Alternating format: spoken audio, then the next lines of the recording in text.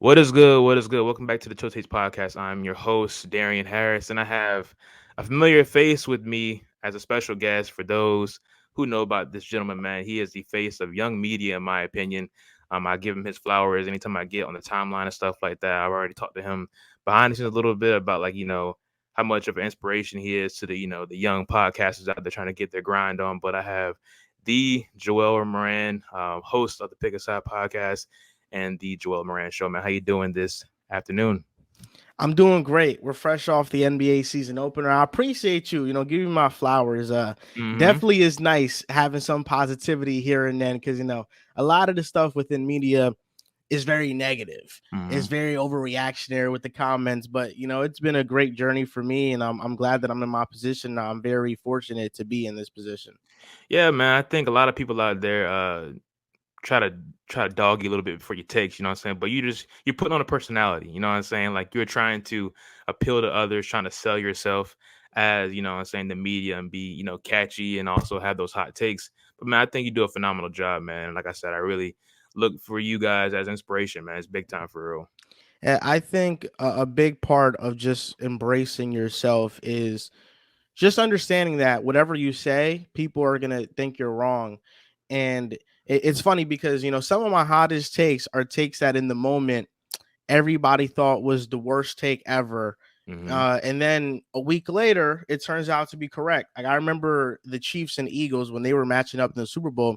We made this TikTok because me and my co-host got into this huge argument about what team is better, the Chiefs and Eagles. And I was saying the Chiefs don't just have Mahomes, Kelsey, and Chris Jones. I mean, they're a complete team. They're not just three guys. And everybody on TikTok is like, "Oh, this guy's an Eagles hater. He's turned into Skip Bayless by thinking the Chiefs are better." And then the Chiefs win. And the Chiefs won because, of course, Mahomes was magical. But Mm-hmm. you saw the defense make plays and step up when needed to make up. Nick Bolton had that touchdown. Nick Mm-hmm. Bolton and the linebackers were really stopping the run game. So I just kind of just embraced just understanding that, like, you just always have to be yourself because everybody, no matter what you say, they're going to say you're wrong. If you say the Warriors are good, they're going Mm-hmm. to say the Warriors are bad. If you Mm-hmm. say the Warriors are bad, they're going to say the Warriors are good. Mm-hmm. So, all in all, you just got to remain you and just, say what you want to say. Yeah, absolutely, man. I try to do that for myself on my own platforms, man. Be yourself. Don't try to, try to appeal to others, you know what I'm saying? Because, if everybody had the same opinion, why would we do this? You know what I'm saying? So, nah, man, I really like that. So, before we get into the NBA and NFL talk, I wanted to ask about your background a little bit, man. For those out there, like I said, Pick a Side podcast, Joe Moran Show. I did a little bit of research before in the past about what you've been through and stuff. You quit your full time job. You went to school up there in Jersey a little bit. I even saw things about like you. I think I heard on a podcast like a while ago about like how you used to work the graveyard shift and stuff like that. And now you're doing this as a full time job. Talk to me a little bit about what got you into being podcasting and being a content creator. Wow. So, it's a long story, but I'll try to summarize it the best I can. Mm-hmm. So, it happened about 3 to 4 years ago. I would say more so 3 years ago. I always had this idea of doing a podcast, doing a sports show. At the time, I had like 200 followers on Twitter. And all the time on Twitter, I would argue with Riv because, Riv is, we started this thing with my other friend, JC, who's no longer a part of the podcast, but he's still a good friend of mine. We used to argue on Twitter all the time. I used to make bait tweets to just hook Riv and make him reply to me. I used to, talk about Steph Curry. Oh, he's not clutch. He's this, that. I knew it would piss Riv off. So he would always reply to my tweets. And around that time, I was taking care of my grandma who was battling with breast cancer. And when she passed away, I was sitting on the couch with my cousin and we were just brainstorming names. And I told him I really want to start this podcast. And I don't know whether it was him or me that came up with the name Pick a Side, but once I heard that, I said, that's the name. We got to go with that name. Mm-hmm. And then I told JC and Riv, once I had this idea in my head and we were getting into a heated debate on Twitter, I said, yo, let's do this on a podcast. I already had the idea in my head, but I just spit it out there. And then they all said they're down. We made a group chat. we came together and we got like a New York place to record this Hmm. first I podcast remember the because little we brown studio. yeah, we Yeah. wanted to make this special.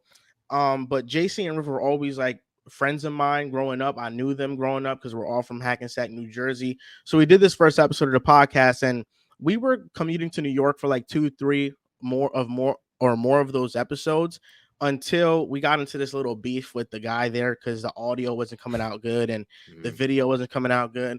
So I just said, you know what? I'm gonna build the studio in my basement where my bedroom was. So for a lot of the time, I used to have old YouTube videos where it would be the Pick a Side studio, and then my bed would be in the back. It would be like a twin bed. So then, just being consistent with that, posting content for like a year. It took a year to get like 1,000 subscribers. So that was a rough patch. And, I had doubts myself on whether or not it will work. And we had rotating co-hosts. So, it was me, Riv, but then it was JC. JC kind of had to do his own thing, so he wasn't a part of it. Then came on Jack Bartek, who I credit Jack for a lot of the success because on days where Riv couldn't record, he would record with us, and Mhm. he now is working for ESPN. Get Up. He's one of like I think their producers or something like that. But so Jack was here, but then Jack eventually was pursuing college and he didn't have enough time for Pick a Side. So he had to move on. And then that's when Drew came in and that's when Dells came in. And I really credit, their arrival for like sustaining Pick a Side because they are one of the main pillars of it. But yeah, during that time when I was working a graveyard shift trying to keep doing the podcast, it was rough. And I wanted to quit every single day until one day once we hit like 1,000 subscribers and we was closing in on 3,000. I was just like, you know what, I'm gonna go all in on this and I'm gonna just quit this job. Mhm. And this is the first time I've ever said this on air on like a podcast, but I quit the job and I said, you know what, I need money to sustain myself from this time forward. So I Mhm. took out a loan, and I Mm. took out a loan, and that money helped me for months to, pay for my things and for whatever I needed, and on the faith that just the podcast would take off. Mhm. And true story, the day I ran out of money, I was done. I had negative in my account. Was the first big day that we actually got paid for the podcast. And I was like, holy shit. Like, this is the first day. Like, I was done. I was, damn, I got nothing. Like, bro, I might have to take out another one. And we got paid and I was able to, get out of the mud with that. That's such a tough story, bro. Like that is the definition of working, going through all the shit, the process, and man, like right when you was like, "What the hell am I doing, man?" Then boom, just that blessing hit you, bro. That's big time, man. Congratulations on all the success, bro. That's really inspirational, though, because I'm going through the same stuff myself. Like, not going to the point of grabbing loans, but damn near. You know what I'm saying? So like, Yeah. it's definitely a grind, man, and that's really big time, man. And like I said, like I watched, coming up in the brown studio, the red, I think your basement. You say you repainted and stuff like that, but it was really big that you guys were able to get that good cohesiveness, and get a good group of guys, man. And the chemistry, from what I've seen, like on air, man, looks amazing between y'all. So yeah, man, that's big. You even got John coming in to produce, man. I know that was big time as well, because I know, were you like cutting up the stuff yourself on like making it on TikTok and shorts and stuff like that? Yeah. I was doing that for a long time. And it came to the point that I just didn't want to do it no more. Yeah. It's just a lot of work. So, Mhm. we had John come in and he's been a great help, just editing the stuff and bringing in ideas for the podcast and even appearing on a podcast. He's kind of like our sixth man. Mhm. When we don't got somebody's missing a pod, then, John come up on the pod and he does his thing. Yeah, yeah, man, that's big time. One more thing before we get into like, the meat of the show. Like if you had like to give some advice for any other young creators out there, man, that are just, getting their foot in the door and trying to make a name for themselves, what would your advice be? Well, the first thing is just you got to be consistent, really Mhm. consistent. Uh, Pick a Side has been consistent, but I've been inconsistent with my personal channel. Mhm. And my personal channel, when I first started it, I grew it to like 7,000 subscribers in the first like 4 months. Mhm. But then I started being inconsistent and I stagnated around like 7,000. So the number one thing is being consistent. Like, not everything is going to work, but you have to just keep throwing things at the wall and just seeing what sticks and what is going to resonate with people. Other big thing I have of advice is, when you do a podcast, instead of just releasing a full podcast, you got to always segment it. You got to Hmm. always segment it. Like, if this is an hour show and we're talking about the Bills and we're talking about the Bengals and the 49ers, it's about cutting up those three stuff and having titles for them that Hmm. people are gonna watch. A big part of Pick a Side's success was the segments of the show. Like, the first big segment that blew up was this Joe Burrow versus Justin Herbert segment that we did when they were rookies. And that like got to 10,000 views, and that was like the first real successful moment. So I would just say, segments and stuff. And then the final one I would say is, just to not be afraid of just being yourself. I think Hmm. that's the most important thing. Just not being afraid of being yourself, and doubling down on what really works for you. Hmm. Yeah, man. I like how you mentioned all those things. Most importantly, the segment thing. I think I saw a podcast a while ago how someone credit, even though he's, you know, flat flag nowadays, but DJ Vlad of Vlad TV, how he got big with his platform. He started doing segments and stuff like that. And then Say Cheese started doing the same thing, and that's how they were able to get in, more viewership and stuff like that, man. But not like that. That's all great advice, man. That's really good stuff. All right, man. Let's hop right into this quick NBA recap because, as you said, yesterday was opening tip off. It was the beginning of the NBA season, the 78th season. We had the Denver Nuggets and the LA Lakers matching up. And of course, we had the Golden State Warriors matching up with the Phoenix Suns. What were some of your takeaways from that Denver and Lakers game? I didn't get to catch all of it, but from the beginning of the game and also in the fourth quarter, I realized the Denver Nuggets are just too much for the LA Lakers, man. I mean, I just think that regardless of how they match up in a series or in the regular season, man, they just have too much to offer for LA and they can't combat that right now.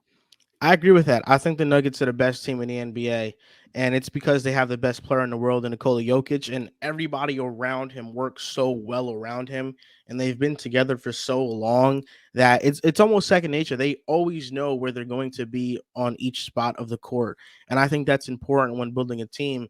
There was a mic'd up moment in the Lakers and Nuggets game where LeBron was telling D'Lo, off the pick and roll, I'm going to be open at the elbow, and he Mhm. was expecting a pass, and then D'Lo chucks up the shot. And I think that's an example of having a team that's not cohesive versus cohesive. Because with the Nuggets, that they know where they want it in their respective spots. With the Mhm. Lakers, they are still figuring that out. But I think with a player like D'Lo is always going to do D'Lo. D'Lo's never going to do what's best for the team. So in saying that, I think he's probably somebody that might be a trade candidate mid-season, because he's somebody that I just think has some negative energy to him. In Brooklyn, he was phenomenal, but I even felt like in Minnesota, he kind of held the team back a little bit, and Mike Conley, really brought them back afloat. The Nuggets are still the best, and I don't think the Lakers are going to be on their level. It looked like a repeat of the conference finals matchup. Torian Prince was awesome, and I was a get in free agency. And for the Lakers, my main takeaway is that I'm done expecting Anthony Davis to be this guy. Everybody is expecting Anthony Davis to take the reins from LeBron because LeBron is 40, and they're expecting Anthony Davis to be the best player on his team. And I just don't think he can. He doesn't have the consistency night to night. Defensively, he'll always offer something, but offensively, he flails around a lot and really gets pushed around and settles for a lot of jump shots when he doesn't feel like he can just bulldoze you to the basket. So I think I'm done expecting Anthony Davis to be this guy. We've seen enough to know that he's not going to be this guy. And I think expecting that at this point is just kind of failing yourself up, setting yourself up for failure. And then for the Suns and Nuggets, I mean, Devin Booker is phenomenal. Devin Booker, I think this year he can legitimately push himself into the top 5 conversation. He's the best shooting guard in the world. On a court with Kevin Durant, he consistently looks like the best player on the court. I mean, I don't know if there's much that Devin Booker has to do outside of sustaining an entire elite regular season Mhm. and then carrying that over into the playoffs. But Devin Booker already has proven that he can lead a team to the finals. He did that in 2021, and he's proven that he can perform at a historic level in the playoffs. So Devin Booker, to me, man, he just continues to be phenomenal. Yeah, I agree. Going back to the Lakers and Nuggets real quick. I do agree with the whole D'Lo assessment and also your AD take. I mean, D'Lo is just D'Lo, man. I mean, he doesn't really have that. I'm not saying he's not a team player, but I just don't feel as if he can be that backseat type of guy, man. Like he needs to be the forefront. And also for the Lakers, I think it's unfair to ask for LeBron to be the leading scorer. Again in a night where AD should be looking to take over this team. Like he was brought in 3 to 4 years ago to be the franchise player, and it's still LeBron James in my opinion, right? And also the bench didn't do much. Rui didn't shoot the ball well. Gabe Vincent didn't shoot the ball well at all. And I expect that to get better with time. But, KCP goes out there and gives you 20. You know what I'm saying? Like, MPJ played good. Reggie Jackson played good. Christian Braun came off the bench and looked amazing, right? So, overall, I think the Lakers are still a good team right now. But like you said, man, Denver is definitely the clear-cut best team in the NBA, and they showed it last night. As for the Golden State Warriors and Phoenix Suns, Devin Booker is definitely the best shooting guard in the NBA. I already believe he's a top 5 player. I mean, top 6 at least. I mean, like, what more does he have to prove outside of, maybe getting some more hardware as an MVP, but you probably won't because KD and Bradley Beal cancel that out. I've said it to my friends before, it might sound crazy, but I think he's going to be this next generation's version of Kobe Bryant. I will not lie to you. He's that good of a player, man. Maybe not the defensive side, accolades wise, but when it comes to scoring, the all stars, maybe even grabbing a scoring championship one year, man. He is that damn good of a player. I mean, he has that mentality that he's a killer on the court. But yeah, I mean, the Suns the bench didn't play that well in my opinion. They had some moments, but Josh Okogie played outstanding last night. I mean, he's the main reason why they won. He single handedly outperformed Andrew Wiggins, Kevon Looney, and Klay Thompson, in my opinion. I like what I saw from Chris Paul last night. He did a little bit of everything, but overall, the Warriors need to figure out their lineups because Steve Kerr is still trying to experiment with the small ball lineup, small guard lineup, precisely, but it's not going to work in my opinion until they get Draymond back. But yeah, I mean, they lost by 4, so not too mad, but I was definitely like, damn, bro, like Devin Booker is doing whatever he wants out there. No one can stop him, so Nobody can stop him, man. And I think, Steve Kerr is going to experiment with lineups all the time in the regular season. He spoke about Kaminga playing over Wiggins and saying how the better player is going to play. But I feel like having both of them on the court is beneficial because they can both play defense at a high level. The mhm, small guard lineup is going to get exposed defensively. It is what it is. absolutely. When Steph's on the court, he's going to get picked apart. When Chris Paul is on the court with him, it's just too small of a team. Draymond masks a lot of the defensive deficiencies that this team has. I am optimistic about the bench going forward, though, because I think Chris Paul manning that second unit with Kaminga, Moody, and Sarge and GP2, I think they're going to give them a lot of impactful minutes. And Chris Paul adds a different dynamic than someone like Jordan Poole, who Jordan Poole last year, his main thing was to score. He's a Mhm, jock, and we're seeing that early with the Wizards right now. Jordan Poole's a jock. He's not going to make a guy like Kaminga or Moody better. And in fact, Moody and Kaminga are going to hate playing with him. And a lot of people already hate playing with Jordan Poole. Having Chris Paul there, his responsibility now becoming, I got to make these guys better around me, get them into their spots. It's going to make everybody on the bench better. And I mhm. think that's a huge plus going forward.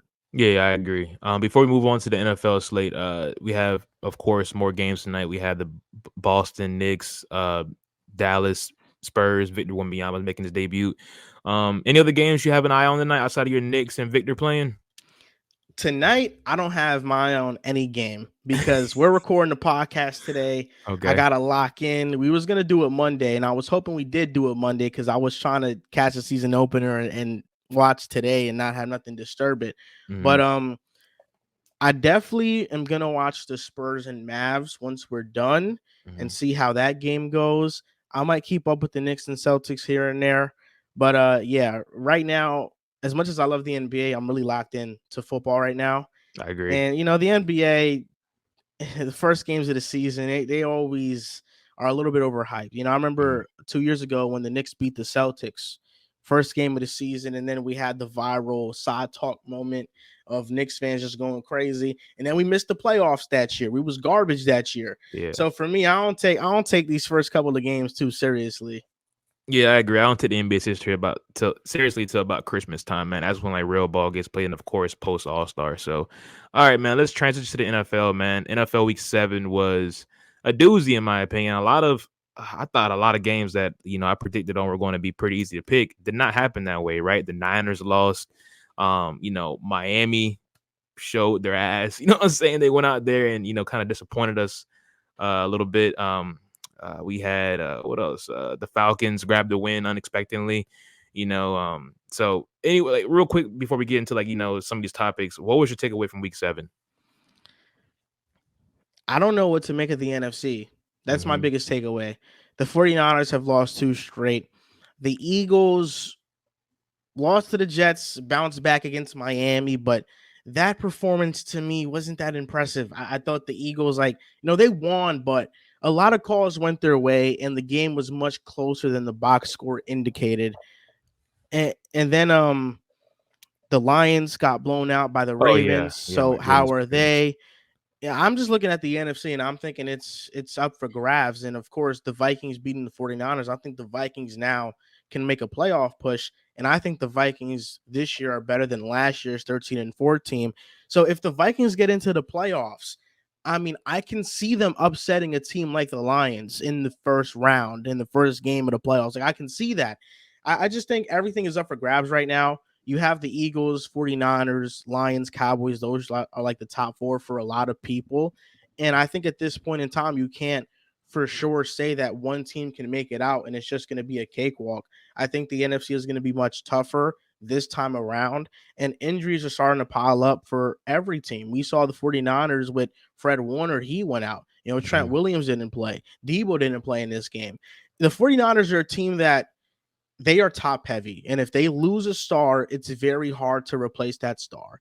Debo goes out. Oh, now Jawan Jennings is starting. Mhm. Jawan Jennings is such a huge drop off from Debo Samuel. And God forbid Jawan Jennings goes out and they go to Ray McLeod. I mean, it's such a huge value drop off that the 49ers have to stay healthy. And they're a team that they get banged up a lot. Last year they were relatively healthy. In 2019, they were as well. But in the years where they didn't make huge pushes, it was because they were injured. Yeah, yeah, I agree. I think the only thing stopping the Niners from getting back to where they want to be is definitely the injury bug, man. They're definitely starting to pile up with some bad injuries right now. Real quick on the Vikings, though, I saw a post by someone, and I just took it with a grain of salt, but we saw the box score from Kirk Cousins, right? He played amazing football, right? One of his better performances of his career, and we saw the receiving totals from a lot of the receivers on that team.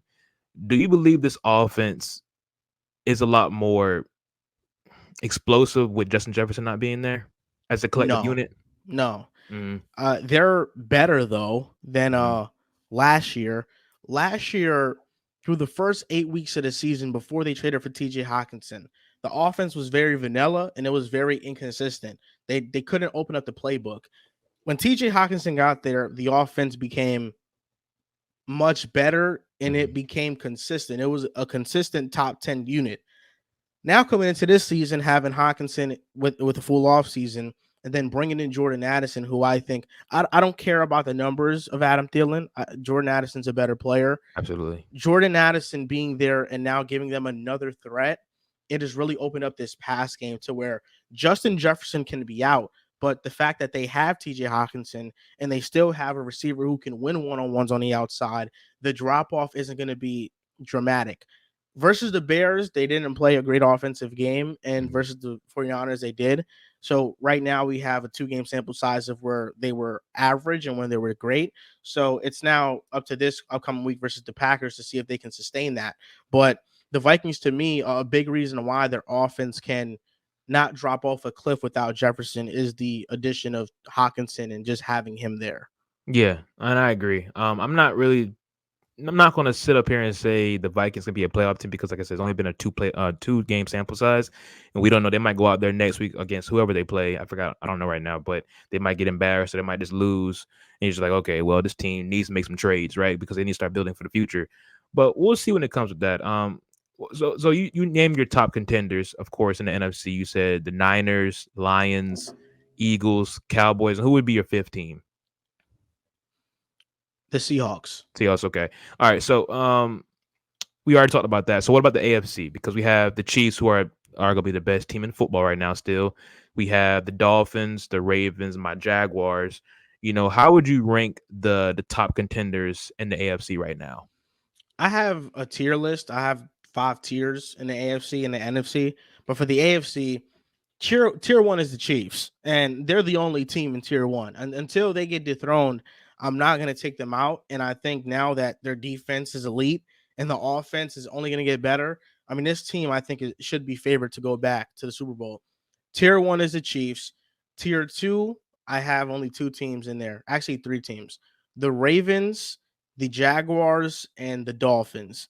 In tier three, I have the Bills with the Browns and the Jets. I think I have the Steelers in there. I Okay. might be mistaken. I think I have the Steelers in there. Then tier four, I have the Colts, the Texans, the Raiders, the Titans, I guess. Mm. And tier five is where I have the bottom dwellers like the Broncos in there. And I'm probably missing, and the Patriots, of course. So Yeah, yeah, yeah. Where that's would you? how I'm dividing my tiers. The Bengals are in tier three to me. Okay, and did you mention your Jets? Yeah, they're tier three. Okay, yeah, I like that a lot, man. I think the Jets can make a wild card push, in my opinion.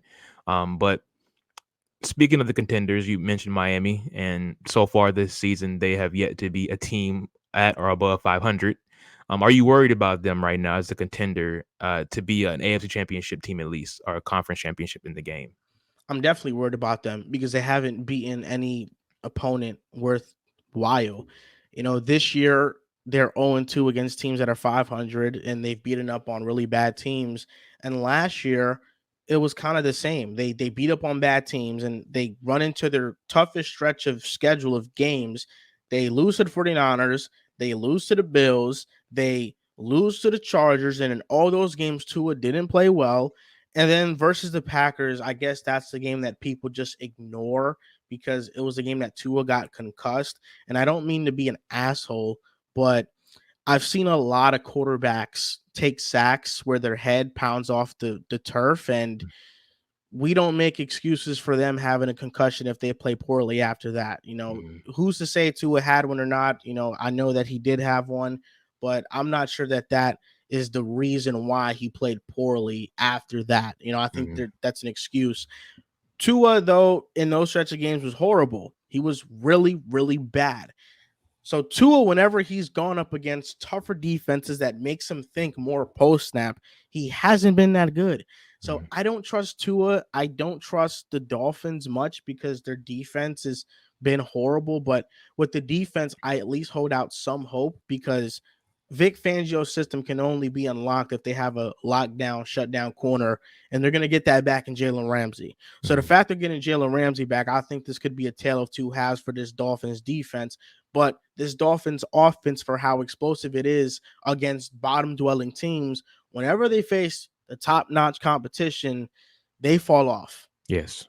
No, I agree. I mean, and they got a tough slate coming up. They have the Chiefs coming up next. They have the Eagles coming up as well. I mean, no, my bad, not the Eagles. They already played the Eagles. Who else they got? They have the Chiefs and someone else, man. I think it's I gotta pull the schedule up, but they I have a think they tough got the slate. Jets. They might Yeah, the have the Jets. Jets. Yeah, so they have a tough slate coming up, man. So they pretty much got past the easy part of their schedule, and now the real football begins for them. So I think a team for me that I'm a little bit worried about, and I tried to not have this feeling coming into the season because I felt as if people were trying to write them off in the off season. And I made a video speaking about like how they just need to take care of business and just take it week by week. But it's the Buffalo Bills. These last 3 weeks, it's the London game, the Giants game on Monday Night Football, and of course this passing against the Patriots. They have not looked good offensively. Defensively, they've had some injuries. Of course, Matt Milano went down. Of course, you have a Tre'Davious White. He went down. You know what I'm saying? So they are battling some injuries. Von Miller's getting back into this lineup. Gregory Rousseau has been in and out the lineup as well. But I just feel as if the play of Josh Allen has been a bit, questionable. It's been inconsistent, and that is big as a big worrisome in my opinion because he is the bread and butter of this offense, right? The run game is still up and down, even though James Cook is getting better week in and week out. But it feels as if this Buffalo Bills team is basically living up to what the doubters were saying this offseason, how they could be in regression mode this season. They're in regression mode mostly due to injuries. Mm, Matt Milano is irreplaceable, and he's a top 3 off ball linebacker in the league. And the Bills' defensive stats with and without him are drastic, and they're not going to get him this year. Losing Trey White is huge. If the defense was still at a point where they had those star players, I'm not worried at all about them. But the fact that they're not getting those guys back and the Bills offense tends to go on lapses where they're a bit inconsistent is worrisome. I had this idea the other day, and I think it's pretty realistic. The Bills this season, I'm certain they're gonna flail out. They're not gonna make a huge playoff push. They're gonna lose in the playoffs or maybe even miss the playoffs. Mm. And if that happens, Sean McDermott is getting fired. It's pretty much clear to me that Sean McDermott is his last season in Buffalo if they don't make a playoff push. Sean McDermott gets fired. I'm looking at Brian Dable with the Giants, and what is his situation long term with them? You're tied to Daniel Jones for another year. As long as he's your quarterback, the Giants next year they're going to have another down season. I think last year 2022 is an outlier. So does Brian Dable really want to stay in New York? Does he really want to stay there long term and be with Daniel Jones? If I'm the Bills, I think it's realistic that instead of searching for the coaching market and getting someone like Ben Johnson and maybe trying to find a young guy, call up the Giants and say, hey, we'll give you a second round pick for Brian Dable. Mm. Maybe we'll give you a third round pick for Brian Dable. We'll give you something for Brian Dable, and Brian Dable becomes the Bills' new head coach. That's definitely an interesting take. I think Sean McDermott has definitely done some great things in Buffalo, but he is starting to be a bit underwhelming. Not making deep playoff runs. As we all know, he took over the defensive play calling with Leslie Frazier stepping back, and the defense has been okay. But you said the injuries, but that's definitely interesting, man. Something definitely to monitor because if they don't make the playoffs, there's definitely going to be some huge questions. Maybe the general manager might be in question because he's also been in conversation about, hey, you have not made the best draft picks. They've been okay, but they haven't been game breaking, like passing up on a lot of good options out there because you don't want to get those household names, I guess you can say, in the draft. So is there any particular team in the NFC you're worried about right now? Mm, that's a tough question because my worry level for all of them is pretty much equal as of Hmm. now. I think the Cowboys are probably the obvious answer that I'm worried about just because of the loss of Trayvon Diggs. They can't cover consistently, and Mike McCarthy's play calling versus the upper echelon teams, I'm worried about. They had this great offensive performance against the Jets defense, and then versus the 49ers, they get completely shut down, and the field isn't being open at all. So I think my biggest worries with the Cowboys, but I have concerns about the Eagles. Kevin Byard being added to that secondary lessens them for sure. But Jalen Hurts still is turning the ball over a lot. He's facing better defenses this year. While Jalen Hurts has been great, and I do think turnovers are a bit overrated, the mistakes that he's making in late game situations is a bit alarming. And I don't think the Eagles are this juggernaut like they were last year from a roster perspective. The 49ers have injuries piling up. And the Lions, I'm always going to have questions about Jared Goff. Jared Goff is somebody that's having a great, efficient, statistical season, but I still don't believe in him in the big time games. I still don't believe that he can be the quarterback to get things done. He has to have somewhat of a perfect game script for him to excel at that level. And if he's getting pressured by these defensive lines like the Cowboys, Eagles, and 49ers in the playoffs, how will he perform? I've seen Jared Goff against better defensive lines, and he doesn't look like the same quarterback at all. So I have worries for all these teams, but the Cowboys are probably at the forefront right now. Yeah, I agree with that. And you mentioning the Lions, I mean, they've been a great storyline so far, and I thought they were going to make a big statement win this past Sunday, and they got embarrassed. I think Mike McDonald had a phenomenal game plan against the Detroit Lions. Man, Jared Goff, if the scheme isn't going to way that he's used to, if he has to improvise, he's a fish out of water, man. Like, he turns from being a top 10 quarterback to being, that top 15, top 20 guy because he just, he can't really, work out of concepts, So I didn't add this to the list, but is there any particular team that you're expecting to have a turnaround at this point in the season? We have the Bengals, we have the Jets, the Vikings, you already mentioned them. Any other team that you think have a turnaround? I'm assuming it'll be the Bengals because of Joe Burrow. I'm gonna have all my homer teams with turn around. I think the Vikings turn around. I Hmm. think the Jets turn around, and I think the Bengals turn around. I think the Bengals go into San Fran this weekend and they beat the 49ers. I think Joe Burrow's going to have a big time game. This is the healthiest he's been. And I think with the Jets, we just finished our toughest part of the schedule. Now we're going into easier teams. We're facing easier teams. And I think Zach Wilson is really playing well. I am now going into games and I'm saying, you know what? I trust Zach. I trust Zach to make the right decisions. I trust Zach to make the right plays. And I think our defense is just shut down. We've shut down Patrick Mahomes, Josh Allen, Jalen Hurts.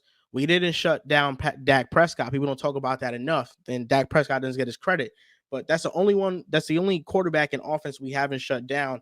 But yeah, I'm going with all those teams to make a push. And even I can't forget about the Texans. I think the Texans can somewhat make a push if they, can go on a little bit of a win streak and win these games they should win because I thought the Falcons game was a winnable game that just slipped out of their fingers. And they're a team that I think is a playoff caliber team, but a lot of the teams in the AFC are that way as well. So being playoff caliber versus making it is a completely different story.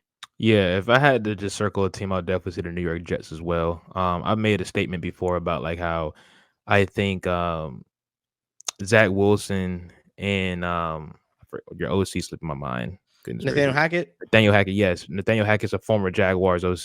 He did some good things with Blake Bortles. I obviously believe Zach Wilson's a way more talented quarterback than Blake Bortles. And your defense this season is better than what Saxonville was back in 2017, man. As long as he can just play within the system, lean on the run game with Hall, I think this team can definitely, get into the playoffs, man. And like you mentioned about the quarterback play, Robert Saleh spoke about it in his press game.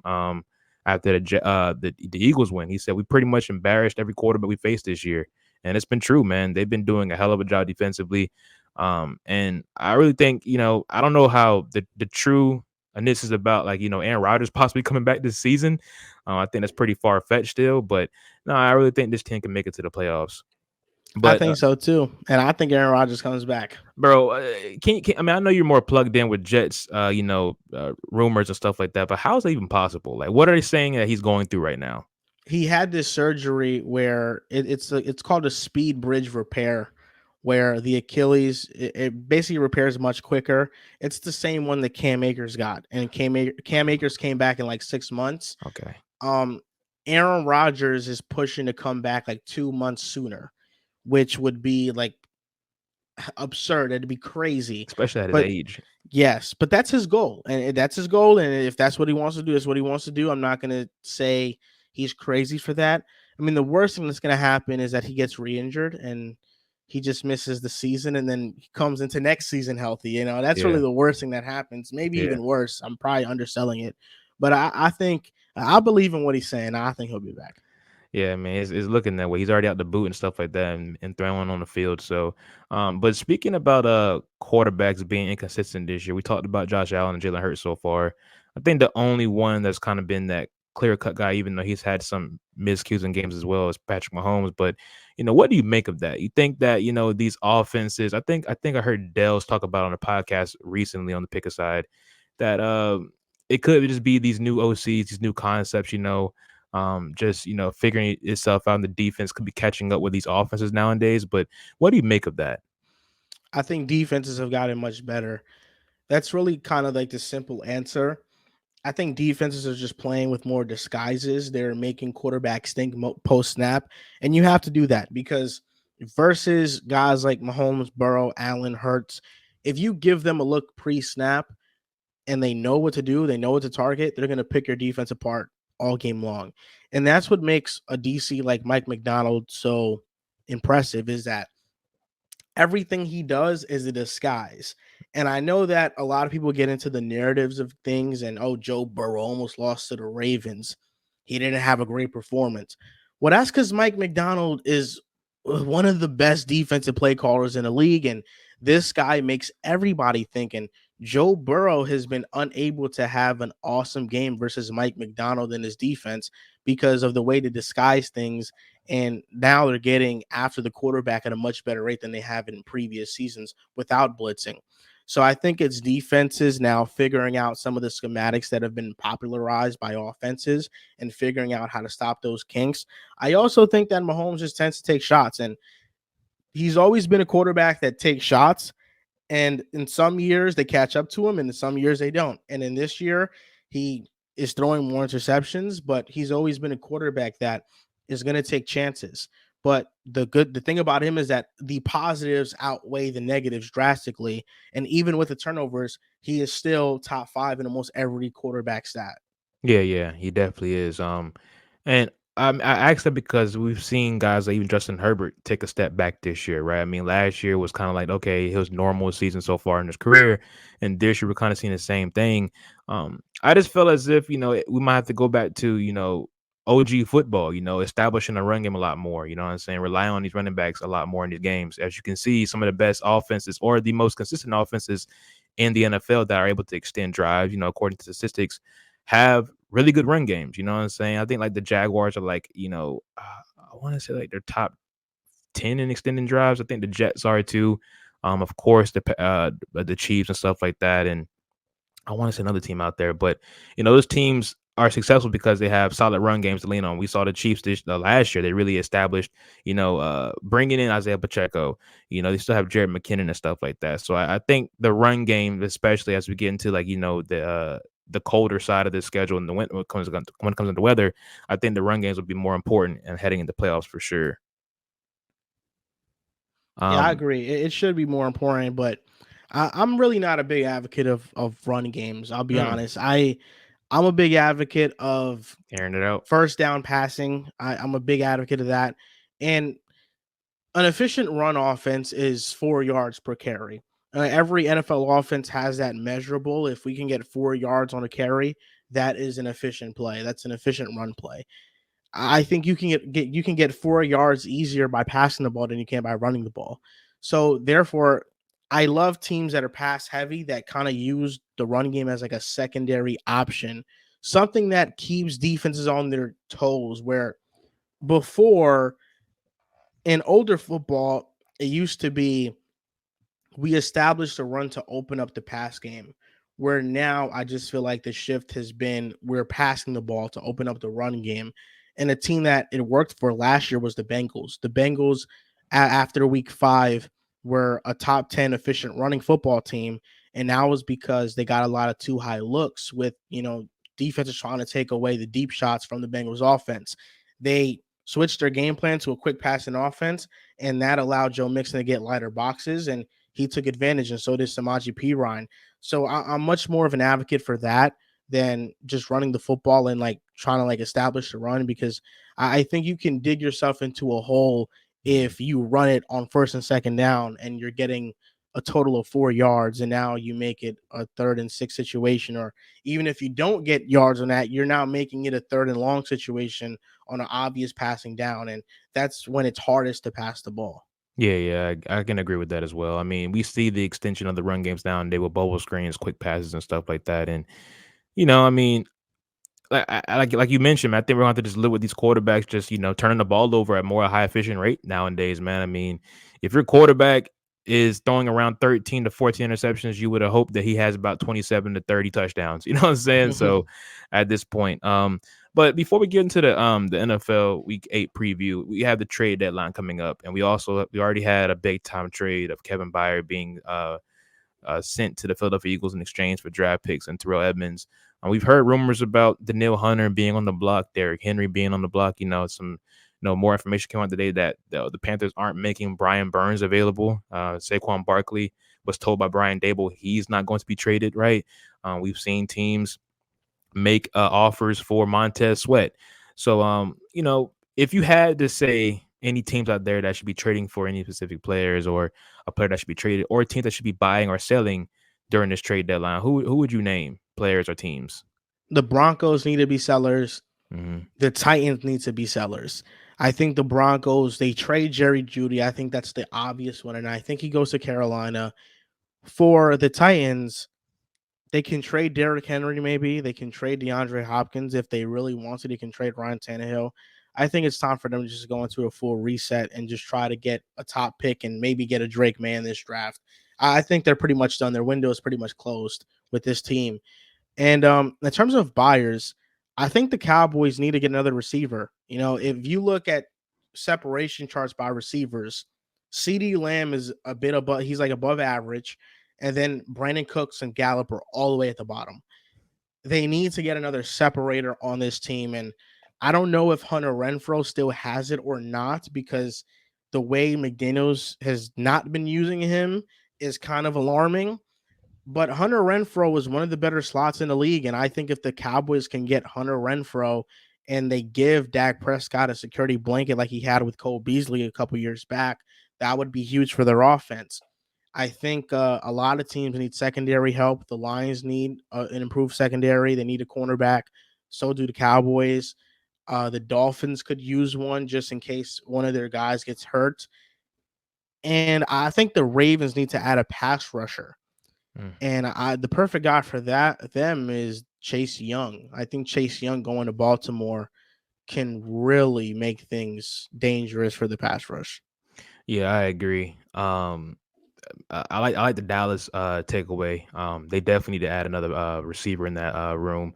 I mean, Jerry Jones really screwed that one up, man. Letting not Cooper Cup, my goodness gracious, Amari Cooper go for a bag of chips to the Browns, man. He believed Michael Gallup coming off an ACL injury, and I understand Michael Gallup was having a very promising season, but he has not been that same receiver since, right? So, that's definitely a fault on Jerry Jones.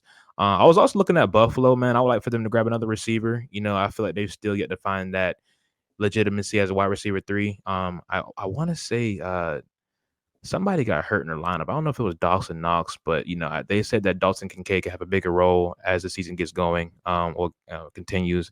But my Jaguars, I would love to get another edge rusher. I mean, Josh Allen has really been all of our defensive line so far. I know we're not the healthiest right now. We have some interior guys coming back, but Trayvon Walker, I mean, I don't know if you've been seeing the discussion about him on Twitter as much, but he's not really living up to that number one overall expectations, right?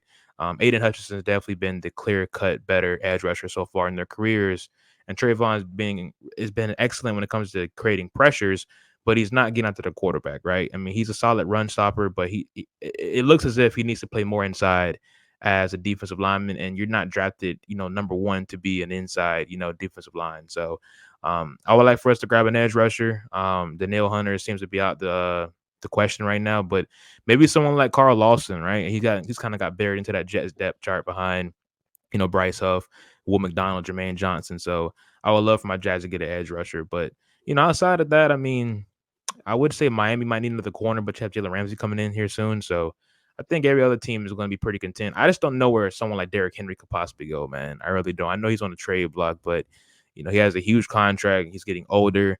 I feel like every team in the NFL is okay with their run game. Like, if Derrick Henry were to go somewhere, where would he even be? That's a tough question because I don't think Derrick Henry is a attractive trade asset. Yeah. I'll be honest. Uh, I'll go back to the Cowboys. I think they need a rusher that can run between the tackles, and now Tony Pollard can go back to his role of being a third down back, lining up in the slot and creating mismatches. I would say the Cowboys, and they need an injection to their offense so they can gear themselves up for playoff football. They need to be able to run the ball. I think at this point we know what Dak Prescott is. He needs a lot of help, and I think Derrick Henry can be that help. I got you. So last year we had a CMC that was like the biggest trade of last year, right? Do you think we have a blockbuster trade like a Patrick Surtain, like the Broncos say, hey, you're our best asset. Of course, we can do a fire sale on some other players, but we need draft compensation. Do we get something like that this year, or is it all kind of content this year, in your opinion? I'm gonna say no. I think it's content. I would love for the Broncos to trade Sertan because Sertan's being wasted there. I Hmm. would love for him to go to the Lions. I think the Lions could really use a shutdown corner, but I don't think he gets traded. And Yeah, I even mentioned this idea that, if I'm the 49ers, they have 12 picks in this upcoming draft. I would trade the whole draft for Sertan. I yeah, would trade the entire draft and I'd get Sertan on the Niners and pair him up with Charvarius Ward.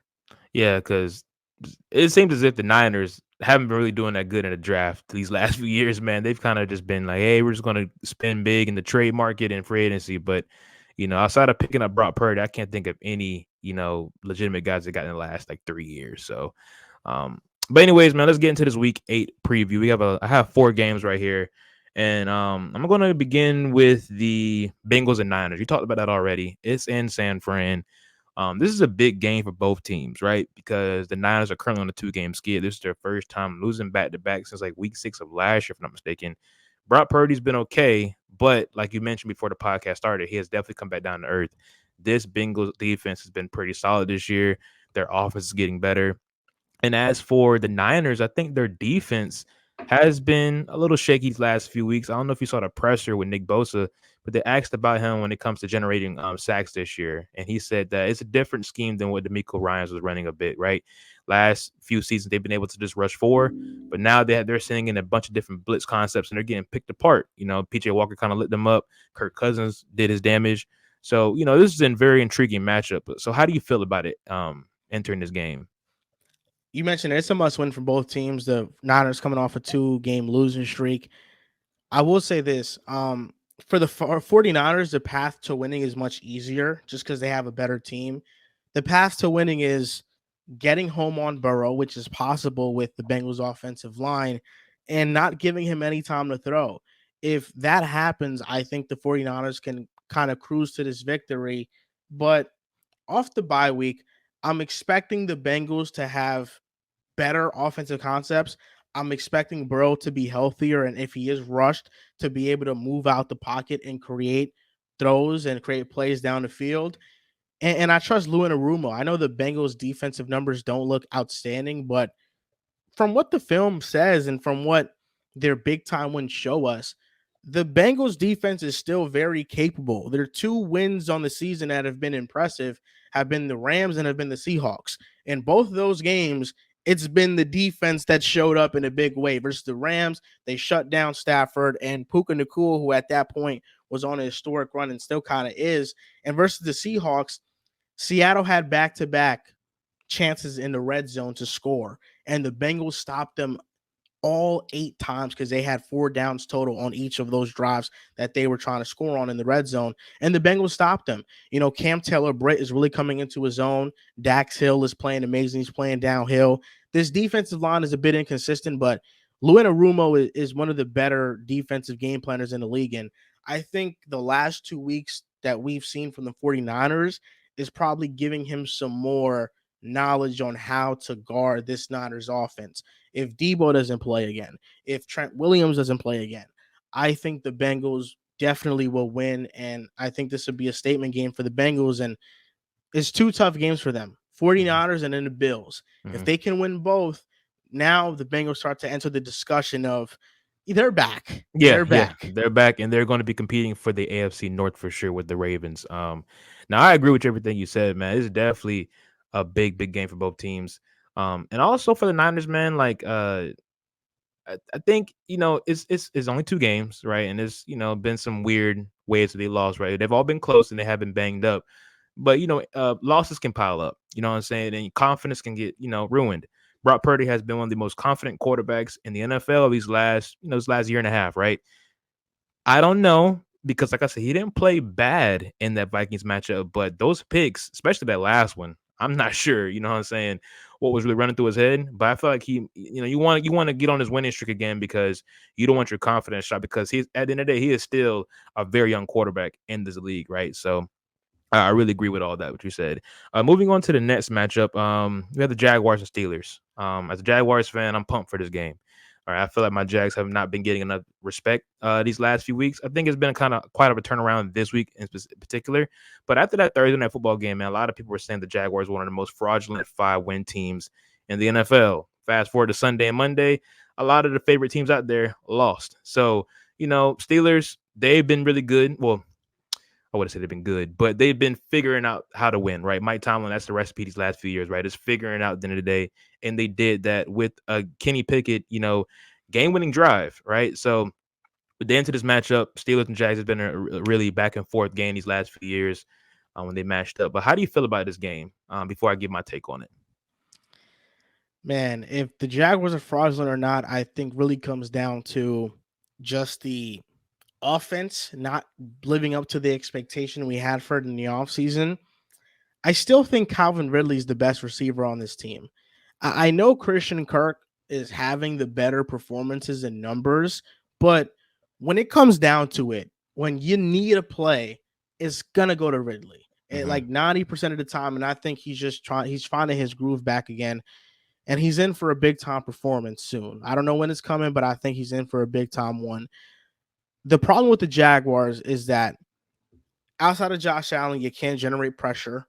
The defense is solid, but it's not anything that we're expecting to shut down top end offenses. And the offensive line is a little bit up and down. Hmm. So the pathway to victory for the Steelers would be TJ Watt, which TJ Watt, I think, has won 3 games for the Steelers this season on his back. And they continue to find ways to win. They're a fraudulent 4-2 team to me. I think the Jaguars should win this one, but if they lose, it'll be because TJ Watt completely wrecked this game. Yeah, I agree. And our offensive line is still kind of banged up right now, especially in the interior. But I mean, you gotta count in Alex Highsmith as well because in that Bengals game or the Browns game earlier this year, man, they both single-handedly took over that matchup, right? Uh, Speaking of Calvin Ridley, real quick though, because he's a player that's coming off a year of being out the game, right? We see that with Deshaun Watson, of course, going through what he went through, but do we need to take in more consideration of players missing significant time in football? Because everybody said like, oh, this is going to be Deshaun Watson. He gets a full year back of just staying in the playbook, a full offseason. He's going to be fine. He's been bad this year. Calvin Ridley, he's back. It shouldn't take that long for a receiver to get acclimated back to the game. He has been nothing special this year. So you think we need to take that more in consideration going forward? Players that could possibly miss a full year. For sure. When players historically, when they miss a full year, the stats the following year declined dramatically. And, I saw that firsthand with Le'Veon Bell. When Le'Veon Bell sat out, he got signed with the Jets, and then he was bad. Hmm. I was expecting Le'Veon to be bad because, running back production is very reliant on offensive line production. And our offensive line wasn't good while the Steelers one was elite. I think with Ridley and Deshaun Watson, it's a bit of a different case only because Deshaun Watson last year had games Hmm. and wasn't good, and he had a full off season, and then coming into this season, he's been bad as well, and now he's dealing with a ton of injuries. And it's funny how everybody's expecting people to give him a pass, Oh but no. Baker played through a torn shoulder in 2021 and got crucified for playing badly because at that point in his career, he played 4 seasons. In the 2 that he was healthy, he was great. In the one where he was injured, he was bad. And then it was the other one, Freddie Kitchens. So he kind of was like 50% whether or not he'll have a good season or not. And that year he had a torn shoulder and was dealing with a bunch of injuries. And all everybody blamed the Browns' woes on was on him. And I think at this point in time, we're seeing like while the defense has been elite this year, the major knock on the Browns is their offense. And it's not just Deshaun Watson. Deshaun Watson is a huge part of it, but it's also Stefanski. I don't Hmm. think Stefanski is as good as everybody thinks he is. And I think he tends to play away from the strengths of his players. Hmm. Yeah, I definitely agree with that. I think the strength of his offense is really the run game, but even with Nick Chubb not being in there, man, he still run the football pretty effectively when they're actually doing it. But no, I definitely agree with that. With the whole players missing a full season. But moving on to the next game, we have actually the Seahawks and the Browns. Right, this is the pivotal game for both teams as well. You mentioned the Browns as your contender as well. I thought you said they're in their tier 2 or tier 3 of your The of your Browns are my tier three. all right, tier 3, and then you have the Seahawks as a contender in the NFC. All right, this game's in Cleveland. Deshaun Watson just got announced as being out again, so PJ Walker will be playing. The Seahawks defense performed really well against the Cardinals last week. Now it's the Cardinals, but Devon Witherspoon has been on a tear. We all know how special he is right now. Geno Smith has been a bit, not the Geno for last year, of course, as we all knew coming into the season, but they're still finding ways to get the offense rolling. How you feel about this game entering this matchup? I got the Seahawks in this one. I got the Hmm. Seahawks. I don't trust the Browns to move down the field at all. The Seahawks run defense has been better and they're getting healthier on defense. But this game is also very matchup dependent because it's the Browns defensive line against the Seahawks offensive line. And Geno Smith this year has taken a step back because he's gotten less time in the pocket and he's been protected at a much worse rate. So the Browns defense can show up in a big way. I know they just let up 30 plus against Gardner Minshew, but this Browns team is very weird. One week they look dominant, they look like they can shut down top end offenses, and then the middle of the pack teams kind of get their way with them. So for me, I'm still going to pick the Seahawks, but I don't feel great about the pick because I think the Browns have the capability of controlling the game just with their defensive line. Yeah, I agree, man. It's tough because what the Browns defense can do when they're clicking is very magical, man. We saw it with the Niners. We saw it in brief moments with the Colts game, right? I mean, even though they might have got, the Colts might have got cheated in that game, but we still saw it in, impactful moments, especially with Miles Garrett doing some freak things like jumping over the entire, special teams to block the kick and stuff like that, So, they put a lot of effort and consistency on that side of the ball. But like you said, man, Kevin Stefanski and his offense, what are you going to get out of the unit? We don't know, and I think the Seahawks defense can definitely do enough to, hold those guys in check. So I got the Seahawks in that game as well. For the last game, I did this for you. The Battle of New York. I know there was other games to talk about, but this is actually it's an intriguing matchup, right? Like you said at the beginning of this segment, the Jets have to find ways to win games they should win. This is a game they should win. They're favored in this game as well. Giants, Jets. How do you feel about this matchup? I feel like we should dominate the Giants.